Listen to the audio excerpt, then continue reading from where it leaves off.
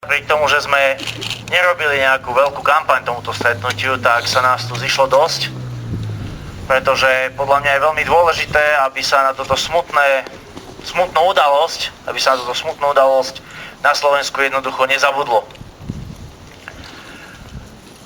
Keď trošku si všimnete správy, tak si budete môcť všimnúť, alebo teda ste si mohli všimnúť, že v podstate už nikto sa vypáleniu hradu Krásna Hôrka nevenuje, že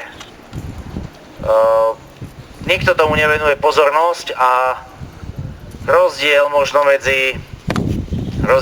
medzi dnešným stretnutím alebo dnešným dňom a tým stretnutím pred rokom je ten, že kým minulý rok to bolo o tom, že za rok v podstate polícia proti páchateľom alebo ich rodičom, rodinám nevyvodila žiadne dôsledky, pričom keby to spravil slušný človek, tak to spláca ešte jeho 5 generácií potomkov, tú škodu.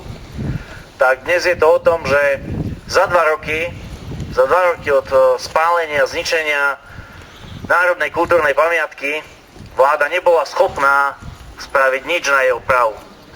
Vidíte, dnes je na hrade dočasná strecha za 60 miliónov korún a štát nemá, respektíve hľadá nejaké ďalšie zdroje na opravu hradu. Ficová vláda smerácka má väčšinu v parlamente. To znamená, parlament by nemal žiadny problém odhlasovať prostriedky na opravu národnej kultúrnej pamiatky, ale tu je problém v tom, že jednoducho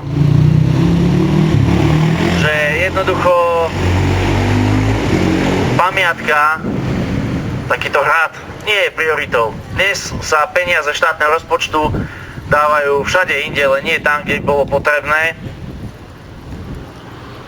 Dnes štát nemá peniaze na to, aby opravil hrad a ja som presvedčený, že uplynie niekoľko ďalších rokov a s tým hradom sa nepohne a nakoniec to bude z toho taká istá ruina, ako máme po Slovensku mnoho.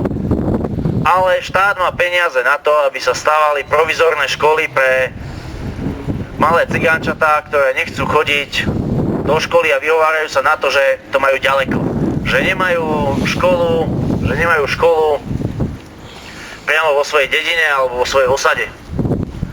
Teraz si možno poviete, že o čom rozprávam, že je to odveci, ale musím povedať, že to nie je celkom odveci, lebo ako predseda Banskobystrického kraja môžem povedať zodpovedne, že bol za mnou štátny tajomník ministerstva školstva, ktorý žiadal od Banskobystrického kraja podporu v takej myšlienke, že by začali stavať nejaké kontajnerové školy pre cigánske deti, ktoré nemajú školu priamo vo svojej dedine alebo vo svojej osade. A ja sa ho pýtam, že teda na čo je toto dobré, a on mi hovorí, že no na to, aby mohli chodiť do školy, lebo že to majú ďaleko. No a keď som sa ho spýtal, že teda a kedy ministerstvo školstva začnú zaujímať aj biele deti, ktoré tu majú ďaleko do školy, ktoré musia takedy chodiť cez 3 dediny, aby mohli ísť do školy, prečo im nestávajú alternatívne školy? Prečo sa im neplatia autobusy na to, aby ich zvážali do školy? Tak mi ministerský, ten štátny tajomník povedal, že to nie je prioritou Európskej únie. Takže potom to dnes asi je, že niečo tu je na Slovensku prioritou Európskej únie a niečo prioritou Európskej únie nie je.